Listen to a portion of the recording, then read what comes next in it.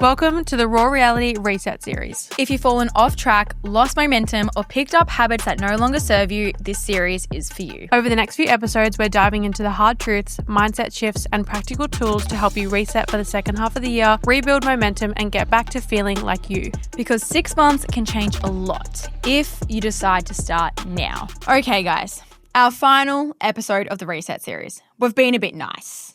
We've been giving you some tips and tricks on how to have a reset mid-year and align yourself with your goals. If you're feeling burnt out, take a little bit of reset. But it gets to a point where you have to pull yourself together and stop blaming external things as to why you're not achieving your goals or why you're not being the person you want to be. So now let's get honest with ourselves. All right. And we've asked questions along the way, and we've answered some to give you some inspo, if you will. And I think sometimes we can go through these phases and be nice to ourselves, but sometimes it's we're 5 weeks in, this is the last week of July, and I guess if you're not seeing much change and you're implementing things, are you really being honest with yourself? And how I kind of like to do this is if you have a friend, a partner, a sister or brother, and they're constantly doing things that you're like, stop doing that and this is what's going to get you the result. Or they're like, oh, I don't have the body that I want. But then you see them get takeout multiple times per week. They keep skipping the gym. What are you doing that you would give someone else advice for? And that's something that really, really helps me whenever I'm going through a time. I'm like, okay, if I was outside of my body, what advice would I give myself? And it can be really hard to not be biased. But at the end of the day, and I know that we had Cooper Chapman on and he literally said this as well. What did he say? It was like, you can have all of these external things happening in your life and you can constantly play victim. But at the end of the day, you're the only one that can take action, control your life and change it. Right? So even if things have been really hard and it hasn't gone the way that you wanted it to go, okay, it gets to be hard and that's okay. But life moves on and you have to keep going too. Yeah. And it's not in a harsh, and it's like we said earlier, we're not punishing ourselves. We're just trying to feel good at the end of the day, right? So it's really thinking about it as you deserve more in this life, or you deserve to feel good, because we all do. We all deserve to feel really good and wake up happy and healthy. We're so lucky to be here and be chasing goals and things like that. So it's now being honest with yourself, it's not, again, being harsh or punishing. It's well, I deserve more, so I need to give more to myself. Yeah.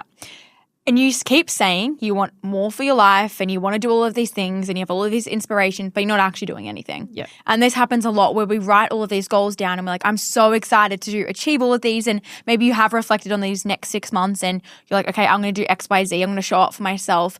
You can write them down, but are you taking action? Because if you don't actually do the thing, you're never going to get the results. Writing them down is not going to achieve the goal. No. And I used to be a sucker for this all of the time. Same. I would say I wanted all of these things, but I never took action. And it's easy to play it safe and it's easy to constantly blame external things, but everyone goes through hard shit. Everyone is struggling in some way. And okay, maybe yours is harder than someone else's, but it's all relative at the end of the day. And you're the only one responsible for your life. So act like it. Yeah. Okay. Real talk. Do you know what's actually in your cleaning products? Most products you buy in store are loaded with forever chemicals. These chemicals literally never break down. They build up in your body, in your home, and in the waterways. And every time you wash your clothes, spray them around the home, or wash your dishes, you're coating chemicals into things you sleep in, eat off, and your kids touch. So we've recently switched over to the Lucent Globe detergent sheets, which are completely free from forever chemicals. But not only that, the cleaning results are crazy. They smell so much nicer than chemical-filled products, and they make me feel way better about what I'm using around the house. And what I love, not only do they actually work, but they also keep innovating. They constantly bring out new amazing scents for your laundry like pineapple coconut, sandalwood vanilla, and even Chanel No. 5. These products are literally game-changing. Lucent Globe isn't just a brand that has slapped a green label on something. They have a team of scientists working full-time, constantly refining their formulas. So if you're someone who reads the labels on your foods and even your skincare, it makes sense to apply the same standard to all the products you clean your home with. Head to lucentglobe.com and use code REALITY15 for 15% off your first order. And at some point, we have to stop making excuses for ourselves, whether that's timing, circumstances, motivation, energy. We've spoken about it takes action to create energy. It's not energy to create action. So where are you now making excuses? Because if you're still And like I said, this isn't an overnight type of thing. This isn't a 1 month going to change your life. But if you're putting in the right habits and taking the right steps, you're going to start to feel better week after week after week. And it's like that quote, I feel like you'll be able to correct me because I will butcher it. But it's like in a week you'll feel it. In 2 weeks you'll notice it. You know that one? Yeah. In 6 weeks everyone else will notice it. That's where it's like, first things first, you need to feel it. You need to notice it because it's your life and you're the one going through it every single day. So where are you making excuses and not just doing these steps maybe because like we've spoken about, it's performative. What role am I playing in keeping myself stuck? And this is something that I guess I've gone through mentally throughout the start of this year or probably over the last like year rather than physically. I guess we're very similar in a way is like we're never really physically stuck. We always know, well, for you right now it's a bit different, but like if I have a physical goal, I'm going to achieve it. And that comes really easy to me, whereas that might be really hard to other people. But something that I found really hard was like staying on top of my mental health this past year, and I kept myself stuck. I wasn't journaling. I wasn't like doing gratitude. I wasn't breathing. I wasn't getting help. Like I literally wasn't doing anything. And then I kept blaming everything else. I was like, well, I'm just super stressed. I'm just really busy. Okay, well, you're putting more expectations on me. You're putting more pressure on me. I have to do this and this. And I'm like, okay, well, now I'm the only one playing into this. No one else is going to change it but myself. So like getting extra help and doing that has already made such a big difference. So I was playing in the role of keeping myself stuck. I wasn't expanding. And because I constantly, like we always look at, I guess, goals is a lot of the time health and fitness. And I was like, oh, well, I'm smashing that. It's super easy. And so it's really easy to disregard the smaller things that can actually push you further along. The smaller things, but also like what could be the harder thing for you. So absolutely. Like it took you a long time to book into a psych. Yeah. And then you've had your 2 appointments. Second one wasn't great. I'll tell you guys about like, that another time. Yeah.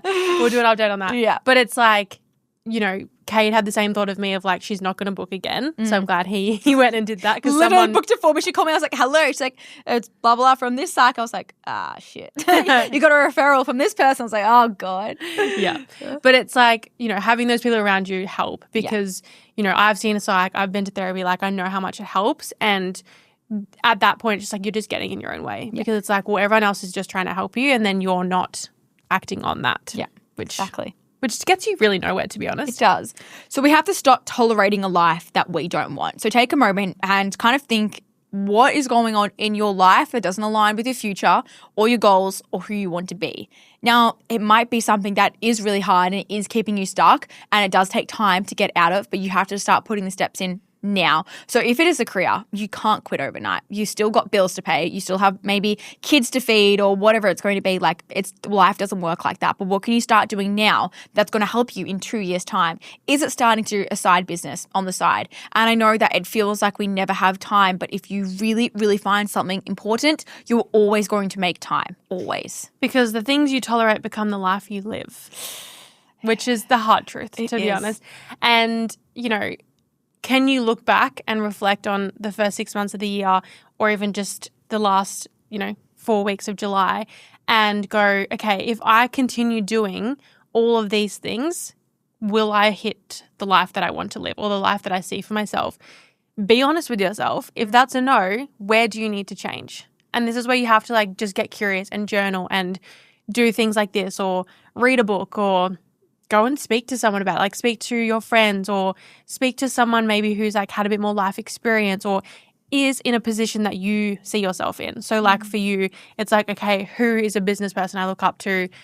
How can I contact them or how can I learn more from them to get myself there? The reason as well why I started seeing, I guess, a therapist is because a lot of the people that I looked up to said they would, and very openly. Maggie Sellers always talks about it. Tate McRae always speaks about it. And I'm like, okay, if these people that I admire and I think are on top of the world, have their shit together, are doing all of the things, I can do it too. And it almost made me feel like I could be more vulnerable online. And it is so important to share the highs and the lows to make other people feel like they're not alone in what they're going through, because the people that you look up to are going through some hard shit as well, but they just carry on and keep going with the rest of their life. So I think that's also why it's so important to share these things and why I'm so vulnerable on the podcast to know that people you look up to are also doing the same, but they're doing the same, feeling the same, but keep moving on and keep succeeding. And sometimes I honestly think that we just need to raise our standards. We have such low standards in who we are versus who we want to be. Well, yeah, like who we could be. And sometimes you just need to raise them. And it's like probably just self-doubt and not realizing you can get there. But if you look back on like how far you've come and then go, well, if I continue to put in the work, what's stopping me from getting there? And it's like, you look at top business owners or you look at celebrities and you're like, they're not different to us. No. They've just put in the work.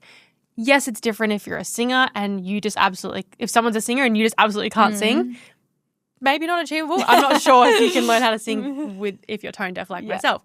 But in terms of, career or just like someone you aspire as like their caring, their personality, the way that they present themselves, like it could be literally anything. And you're just stopping yourself from getting there because you're not taking the action. And I think it's like our life will either rise or fall to the standards that we meet or set for ourselves. I had a conversation. I was on my coach Beck's podcast the other week, and I feel like we're always our harshest critics. Like we always believe that we're not doing enough and can do more. But she said something to me that kind of like really stuck with me because I always don't think I'm doing enough. And she was like, whenever you say that you have had a bad week, that week is still a really good week for someone else. Like your great weeks are exceptional and your bad weeks are just good.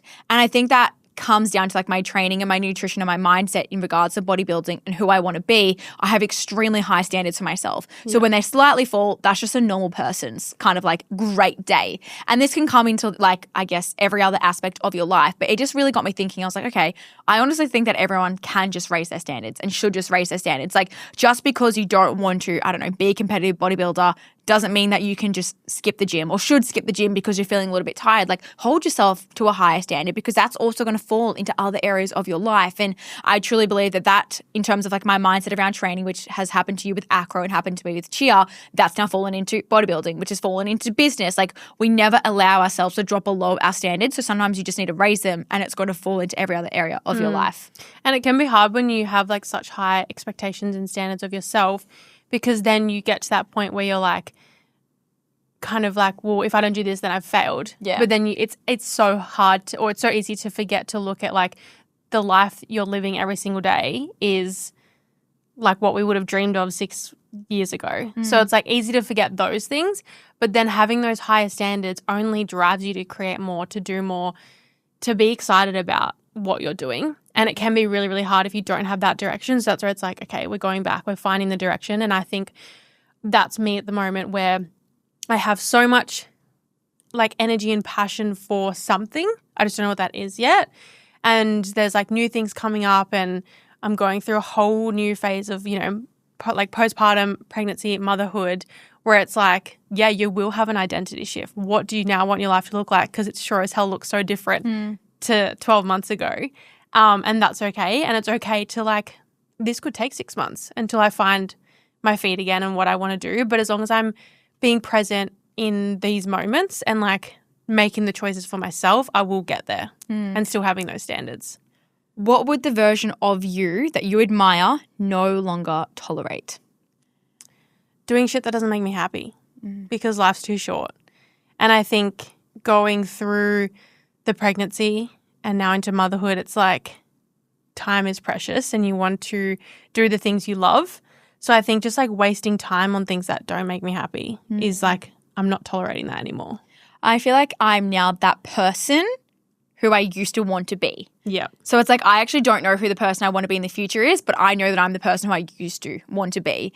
And even like Christina said the other week, she was like, I feel like you're just like a lot more you at the moment in terms of your conviction, the way that you hold things, the way that you, I don't know, even walk around. She's like, I just feel like there's something different about you in a really good way. And even Kate said it the other day too, and I was like, that's interesting. But I think it just goes to show that it's not an overnight shift in all of these things, right? It takes time. And I feel like I've been working on this for 2 years and really, really hard, especially in the last 6 months, I'm going to say, into actually just becoming who I specifically want to be and not tolerating all of these other things and not saying yes to everyone just to make them happy.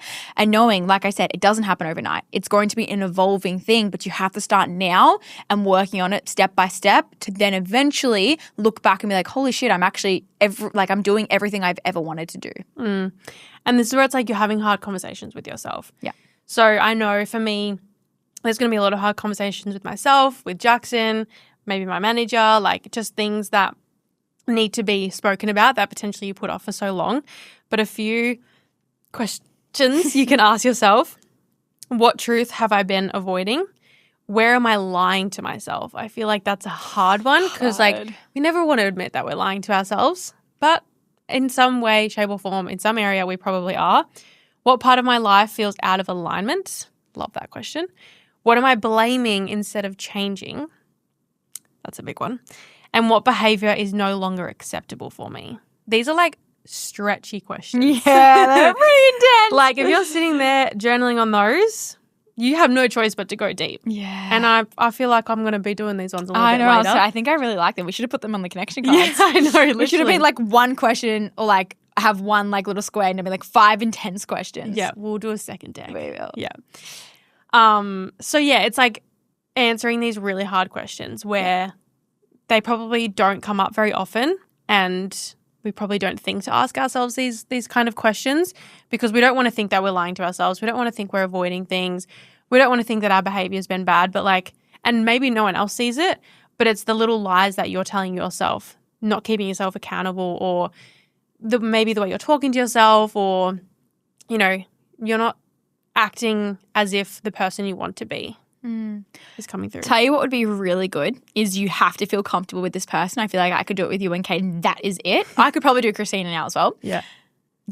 You ask them the questions for you. Yeah. Because then it really opens up your eyes. Because if you said like, where am I lying to myself right now? I'd be like, I actually don't know. Or maybe I do know, but I'd love to hear it from someone else's perspective. Yeah. So if you're someone you feel comfortable with, ask them these questions about you. And I really feel like that's going to tell you everything about what you need to change. Now, obviously, it's biased. It's their opinion. So it may not be everything you have to change. And you have to be willing to just sit and listen. Listen. Not fight back and defend yourself. Just listen and take it on board. And with a grain of salt. Yeah. If something doesn't sit with you, it doesn't sit with you. And that's okay. And also sit with it for longer than 20 minutes. Yeah.